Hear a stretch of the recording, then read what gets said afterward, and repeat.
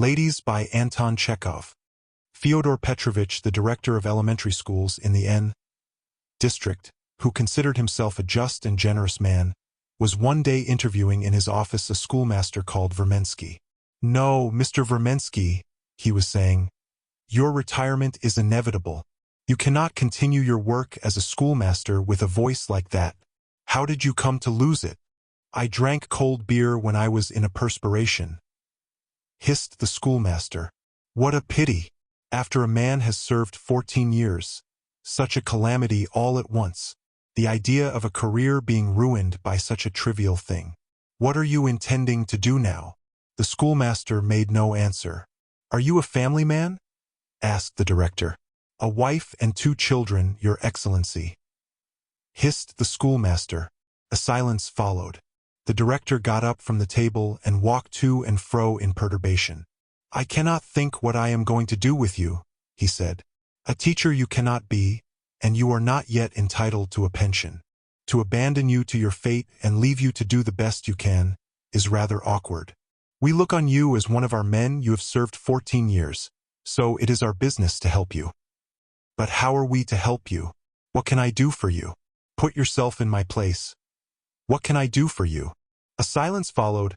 The director walked up and down, still thinking, and Vermensky, overwhelmed by his trouble, sat on the edge of his chair, and he, too, thought. All at once the director began beaming, and even snapped his fingers. "I wonder I did not think of it before," he began rapidly. "Listen, this is what I can offer you. Next week our secretary at the home is retiring. If you like, you can have his place. There you are." Vermensky, not expecting such good fortune, beamed too. "That's capital," said the director. "Write the application today." Dismissing Vermensky, Fyodor Petrovich felt relieved and even gratified.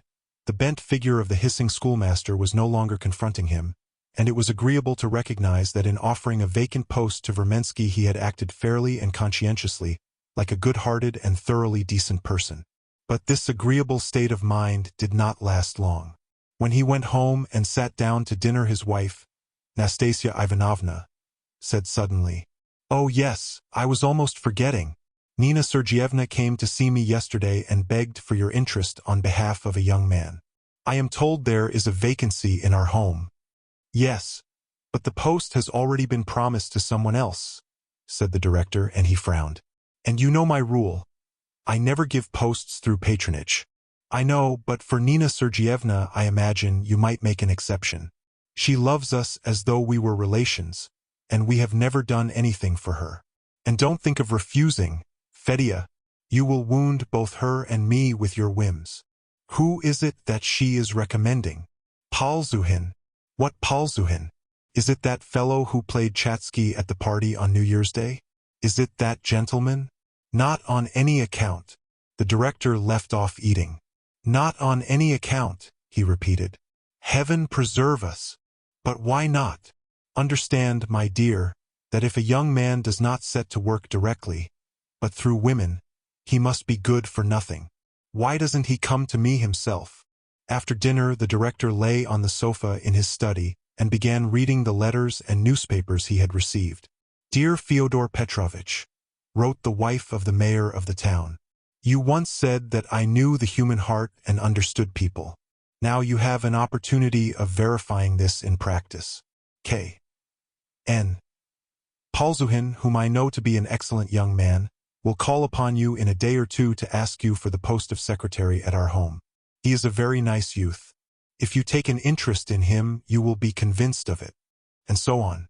"On no account," was the director's comment. Heaven preserve me! After that, not a day passed without the directors receiving letters recommending Palzuhin.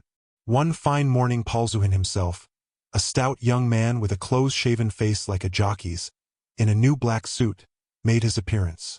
"I see people on business not here but at the office," said the director drily, on hearing his request. "Forgive me, Your Excellency, but our common acquaintances advised me to come here." "Ham!" growled the director, looking with hatred at the pointed toes of the young man's shoes. "To the best of my belief your father is a man of property and you are not in want," he said. What induces you to ask for this post? The salary is very trifling. It's not for the sake of the salary. It's a government post. Anyway,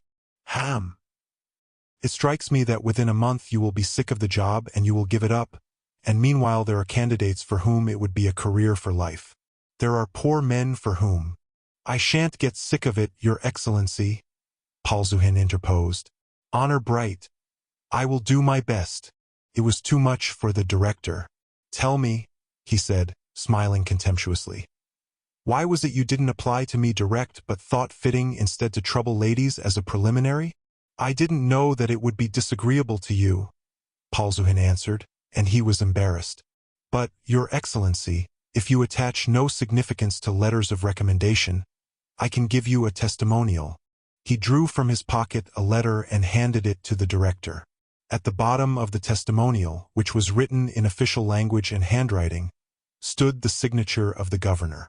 Everything pointed to the governor's having signed it unread, simply to get rid of some importunate lady. There's nothing for it. I bow to his authority. I obey, said the director, reading the testimonial, and he heaved a sigh. Send in your application tomorrow. There's nothing to be done. And when Polzuhin had gone out, the director abandoned himself to a feeling of repulsion. Sneak, he hissed, pacing from one corner to the other. He has got what he wanted, one way or the other, the good-for-nothing toady. Making up to the ladies. Reptile. Creature.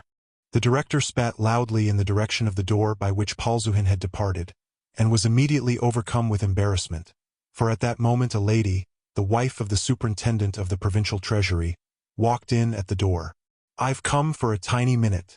A tiny minute, began the lady. Sit down, friend, and listen to me attentively. Well, I've been told you have a post vacant.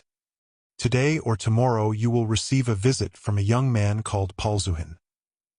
The lady chattered on, while the director gazed at her with lusterless, stupefied eyes like a man on the point of fainting, gazed and smiled from politeness. And the next day when Vermensky came to his office, it was a long time before the director could bring himself to tell the truth. He hesitated, was incoherent, and could not think how to begin or what to say. He wanted to apologize to the schoolmaster, to tell him the whole truth, but his tongue halted like a drunkard's, his ears burned, and he was suddenly overwhelmed with vexation and resentment that he should have to play such an absurd part in his own office, before his subordinate. He suddenly brought his fist down on the table, leaped up, and shouted angrily, I have no post for you. I have not, and that's all about it. Leave me in peace. Don't worry me. Be so good as to leave me alone. And he walked out of the office. Dear listener, we close the pages on another tale, a journey through words, imagination, and emotion. Here at the Falls Audiobook, where stories flow like a river's current, carrying you to distant worlds and uncharted depths. We thank you for joining us. As always, we invite you to linger a little longer. Subscribe to our channel to discover more stories waiting to be heard, each a cascade of voices, ideas, and artistry. And remember, every great story begins with a single word. Perhaps the next one will begin with you. Until our voices meet again, may your days be filled with quiet moments, rich pages, and the soothing sound of a story well told. This is the Falls Audiobook, signing off.